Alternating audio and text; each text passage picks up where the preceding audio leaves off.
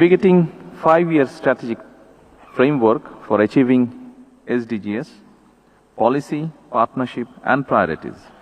শীর্ষক জাতীয় সম্মেলন 2026-এর উদ্বোধনী অনুষ্ঠানের সম্মানিত সভাপতি, মন্ত্রিপরিষদের সদস্য এবং উপদেষ্টাবৃন্দ, জাতীয় সংসদ সদস্যবৃন্দ, members of the diplomatic corps, development partners, বেসরকারি খাতের প্রতিনিধি, এনজিও, সুশীল সমাজের প্রতিনিধিবৃন্দ এবং উপস্থিত সুধীমণ্ডলী, আসসালামু আলাইকুম।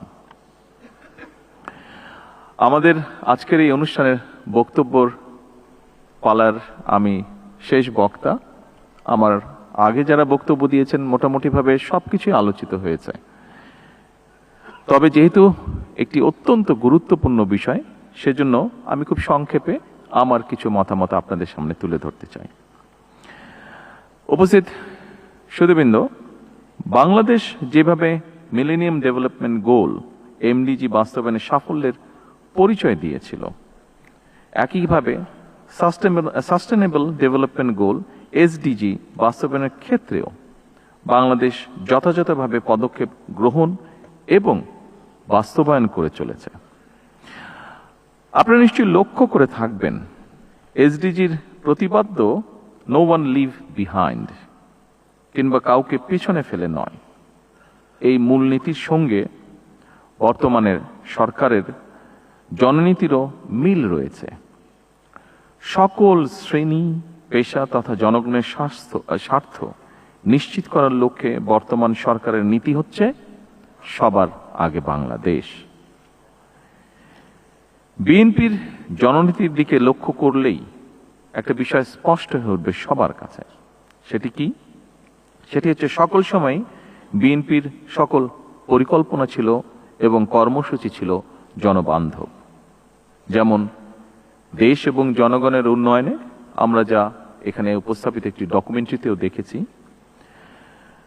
স্বাধীনতার ঘোষক শহীদ রাষ্ট্রপতি জিয়াউর রহমানের 19 দফা, সাবেক প্রধানমন্ত্রী মরহুমা বেগম খালেদা জিয়ার ভিশন 2030 এবং বর্তমান রাষ্ট্র সংস্কারের 31 দফা ঐতিহাসিকভাবেই প্রতিটি ভিশন এবং মিশনের সঙ্গে এমডিজি কিংবা বর্তমানে এসডিজির খুব বেশি অমিল নেই। উপস্থিত সুধীবৃন্দ, এমডিজির লক্ষ্য, উদ্দেশ্য এবং কর্ম পরিকল্পনা নিয়ে এতক্ষণ আমরা সকলে এখানে আলোচনা করেছি। আপনারা সবাই জানেন, দীর্ঘ 1.5 দশকের বেশি সময় ধরে ফ্যাসিবাদী শোষণ শাসন বাংলাদেশকে একটি ঋণ নির্ভর এবং আমদানি নির্ভর ভঙ্গুর রাষ্ট্রে পরিণত করেছিল। শিক্ষা, স্বাস্থ্য, পরিবেশ সহ সকল ক্ষেত্রে ভঙ্গুর এই রাষ্ট্রটি এবার পুনর্গঠনের পালা। শিক্ষা, স্বাস্থ্য, পরিবেশ সহ সকল ক্ষেত্রে এই যে পুনর্গঠনের এই পালা, দেশ এবং পুনর্গঠনের এই যাত্রা পথে অবশ্যই এসডিজির গুরুত্বপূর্ণ ভূমিকা অনস্বীকারযোগ্য। এবং এরই অংশ হিসেবে জনগণের সমৃদ্ধি নিশ্চিত করার লক্ষ্যে বর্তমান সরকার 5 বছর মেয়াদী কৌশলগত অর্থনৈতিক কাঠামো বা 5-year স্ট্র্যাটেজিক ফ্রেমওয়ার্ক বাস্তবায়নের পদক্ষেপ গ্রহণ করেছে। এই ফ্রেমওয়ার্ক দেশের জাতীয় উন্নয়ন পরিকল্পনাকে জাতিসংঘ ঘোষিত টেকসই উন্নয়ন লক্ষ্যমাত্রা বা এসডিজির সঙ্গে সমন্বিত করেছে। বর্তমান সরকারের গৃহীত সংস্কার ও উন্নয়নের 5 স্তম্ভের মাধ্যমে দারিদ্র্য বিমোচন, সার্বজনিক সামাজিক সুরক্ষা, মানসম্মত শিক্ষা এবং স্বাস্থ্যসেবা, জেন্ডার সমতা এবং জলবায়ু সহনশীলতা এবং সুশাসন এসডিজির এই মূল অগ্রাধিকারগুলোই প্রতিফলিত হয়েছে।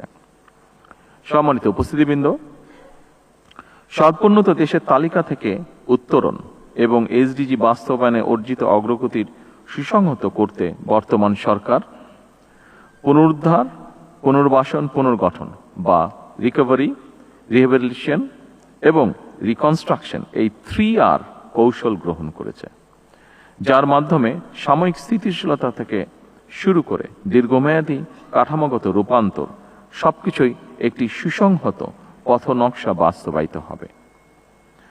জনগণের রায় বর্তমান সরকার গত 17 ফেব্রুয়ারি সরকার গঠনের পরদিন থেকেই নারীর সামাজিক এবং অর্থনৈতিক ক্ষমতায়ন নিশ্চিত করতে ফ্যামিলি কার্ড, কৃষকের স্বার্থ রক্ষায় কৃষক কার্ড, জনস্বাস্থ্য এবং চিকিৎসা সেবা সহজ করতে ই হেলথ কার্ডের মতন একাধিক সামাজিক সুরক্ষা কর্মসূচি বাস্তবায়ন প্রক্রিয়া চলমান রয়েছে।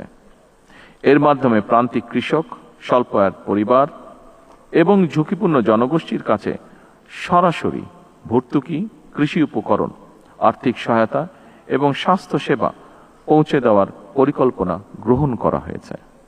এর পাশাপাশি স্পোর্টস কার্ড, সারা দেশে ইমাম, মুয়াজ্জিম এবং বিভিন্ন ধর্মের ধর্মীয় গুরুদেরকেও সম্মানী ভাতার আওতায় আনার পরিকল্পনা আছে এবং এর ভেতরে সেগুলো বাস্তবায়নের কাজ শুরু হয়েছে।